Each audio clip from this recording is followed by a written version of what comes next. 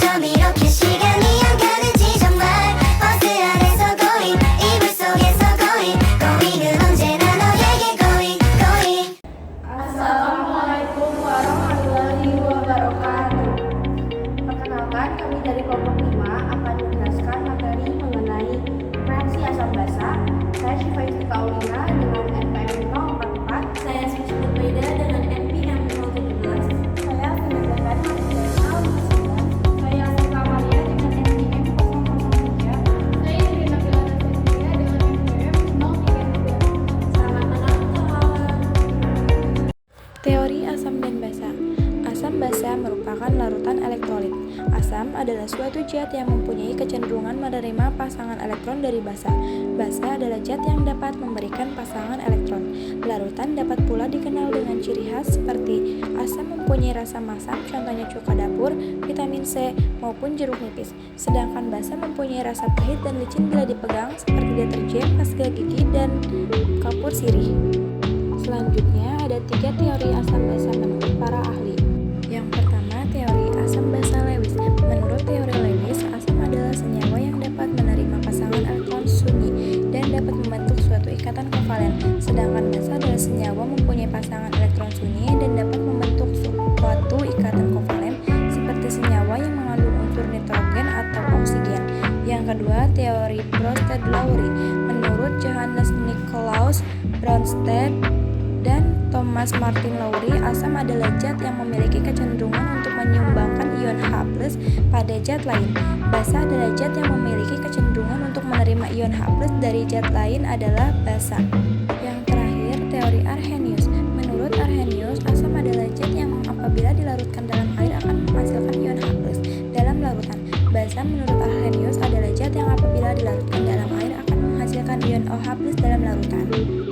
Autoionisasi air atau autodisosiasi air adalah reaksi ionisasi yang terjadi pada air murni ketika molekul air atau H2O mengalami deprotonasi atau kehilangan salah satu hidrogennya dan membentuk ion hidroksida atau OH-. Lalu hidrogen H+ memprotonasi molekul air lainnya dan membentuk hidronium atau H30+. Autoionisasi air juga merupakan salah satu contoh dari autoprotolisis. Larutan asam dan larutan basa yang merupakan larutan elektrolit dibedakan atas asam basa kuat dan asam basa lemah. Perbedaan kekuatan larutan asam basa ini dipengaruhi oleh banyak sedikitnya ion-ion pembawa sifat asam dan ion-ion pembawa sifat basa yang dihasilkan saat terionisasi. Kekuatan asam dipengaruhi oleh banyaknya ion-ion H yang dihasilkan oleh senyawa asam di dalam larutannya. Berdasarkan banyak sedikitnya ion H+ yang dihasilkan, larutan asam dibedakan menjadi 2 macam, yaitu asam kuat dan asam lemah. Kuat yaitu senyawa asam yang dalam larutannya terionisasi seluruhnya menjadi ion-ion. Reaksi ionisasi asam kuat merupakan reaksi yang berkesudahan. Secara umum, ionisasi asam kuat dirumuskan sebagai berikut, di mana A merupakan valensi asam dan M adalah konsentrasi asam. Daftar senyawa yang termasuk ke dalam senyawa asam kuat diantaranya yang pertama asam klorida atau HCl, asam nitrat atau HNO3, asam sulfat atau H2SO4, asam bromida atau HBr, asam iodida atau HI, asam klorat HClO3, dan asam perklorat HClO4. Kekuatan basa dipengaruhi oleh banyaknya ion-ion OH- yang dihasilkan oleh senyawa basa di dalam larutannya. Berdasarkan banyak sedikitnya ion OH yang dihasilkan, larutan asam basa juga dibedakan menjadi 2 macam, yaitu basa kuat dan basa lemah. Basa kuat yaitu senyawa basa yang di dalam larutannya terionisasi secara seluruhnya menjadi ion-ion. Reaksi ionisasi basa kuat merupakan reaksi yang berkesudahan. Secara umum, ionisasi basa kuat dirumuskan sebagai berikut, di mana A sama dengan valensi basa dan M sama dengan konsentrasi basa.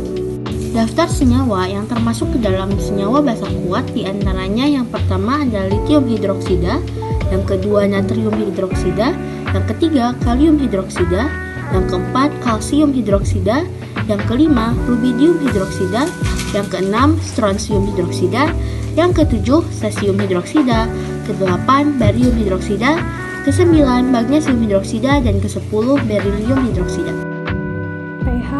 Potential of hydrogen adalah derajat keasaman yang digunakan untuk menyatakan tingkat keasaman atau kebasaan yang dimiliki oleh suatu larutan.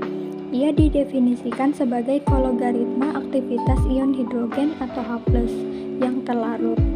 Angka yang menunjukkan keasaman atau kebasaan suatu larutan pada skala logaritmik di mana 7 adalah netral. Nilai yang lebih rendah dari 7 menunjukkan larutan yang lebih asam, dan nilai yang lebih tinggi menunjukkan larutan yang lebih basa. pOH kadang-kadang digunakan sebagai satuan ukuran konsentrasi ion hidroksida atau OH-. pOH tidaklah diukur secara independen, namun diturunkan dari pH.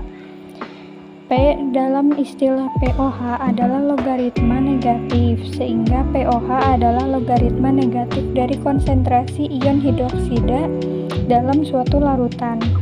Istilah ini juga menunjukkan jumlah ion hidroksida dalam larutan berair, yang juga merupakan ukuran alkalinitas.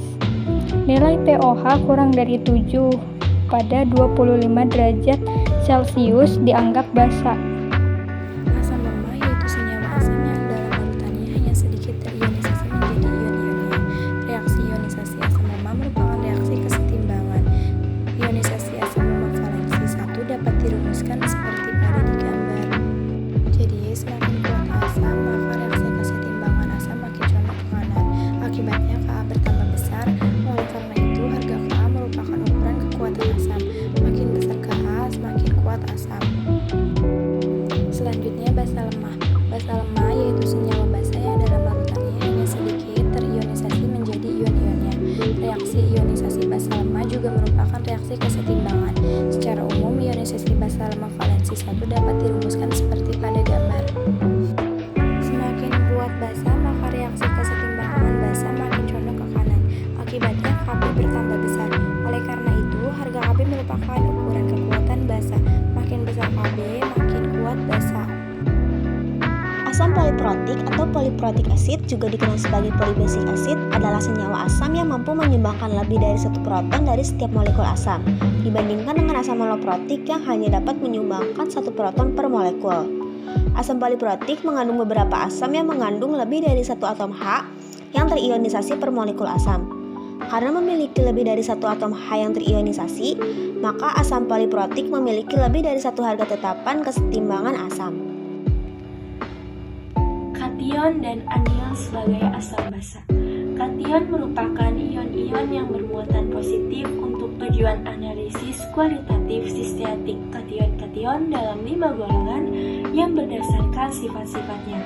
Reagensia golongan yang dipakai untuk klasifikasi yang paling umum adalah asam klorida, hidrogen sulfida, amonium sulfida, dan amonium karbonat. Klasifikasi ini didasarkan kepada apakah suatu kation bereaksi dengan reagensia dengan membentuk endapan atau tidak. Kation adalah muatan ion positif yang cenderung mudah kehilangan elektron. Salah satu contohnya adalah Na yang mudah sekali melepaskan elektronnya untuk membentuk kation natrium. Anion merupakan ion yang bermuatan negatif, sedangkan kation merupakan ion yang bermuatan positif. Identifikasi anion, adanya metode yang dikenal sebagai analisis pendahuluan yang meliputi analisis kering dan basah. Analisis kering merupakan analisis yang meliputi pemeriksaan organoleptis seperti warna, bau, rasa, dan pemanasan. Analisa basah merupakan analisa yang melibatkan larutan dengan cara melarutkan zat-zat ke dalam larutan. Analisa basah meliputi analisa kering adalah analisa kelarutan dalam air, reaksi, pengendapan filtrasi, atau penyaringan dan pencucian endapan. Larutan garam di dalam air yang bersifat asam, basa, dan netral. Sifat asam, basa, atau netral dari garam tersebut terjadi akibat adanya interaksi antara ion garam dengan air. Di dalam air, garam akan terionisasi, dan apabila ion yang terbentuk tersebut bereaksi dengan air, maka reaksi hidrolisis. Beberapa kemungkinan reaksi hidrolisis yang dapat terjadi adalah kation yang berasal dari garam bereaksi dengan air dan menghasilkan ion H+, menyebabkan konsentrasi ion H+ lebih besar daripada konsentrasi ion OH sehingga larutan bersifat asam. Lalu, anion yang berasal dari garam bereaksi dengan air dan menghasilkan ion OH, menyebabkan konsentrasi ion H+ lebih kecil daripada konsentrasi ion OH sehingga larutan bersifat basah. Dan yang terakhir, kation maupun anion yang berasal dari garam tidak bereaksi dengan air sehingga konsentrasi ion H+ dan ion OH- di dalam air tidak berubah dan larutan bersifat netral. Struktur molekul adalah penggambaran ikatan-ikatan unsur atau atom yang membentuk molekul. Molekul terdiri dari sejumlah atom yang bergabung melalui ikatan kimia, baik itu ikatan kovalen, ikatan hidrogen, dan ikatan ion, serta ikatan-ikatan kimia lainnya. Molekul didefinisikan sebagai sekelompok dua atom atau lebih yang membentuk unit terkecil yang dapat diidentifikasi di mana satu zat murni dapat dibagi dan tetap mempertahankan komposisi dan sifat zat kimia tersebut. Yang pertama ada molekul dengan bentuk linear, yang kedua ada molekul dengan bentuk segitiga planar, selanjutnya ada molekul dengan bentuk tetrahedral, selanjutnya dengan bentuk trigonal bipiramidal, dan yang terakhir ada molekul dengan bentuk oktahedral. Perilaku asam basa dapat diamati melalui beberapa hal, diantaranya yaitu sifat asam. Yang pertama mempunyai rasa asam, yang kedua mengubah lakmus dari warna biru ke merah, yang ketiga larutan asam menghantarkan arus listrik atau bersifat elektrolit, yang keempat bereaksi dengan basa membentuk garam dan air, dan yang terakhir menghasilkan gas hidrogen ketika bereaksi dengan logam. Lalu selanjutnya sifat basa.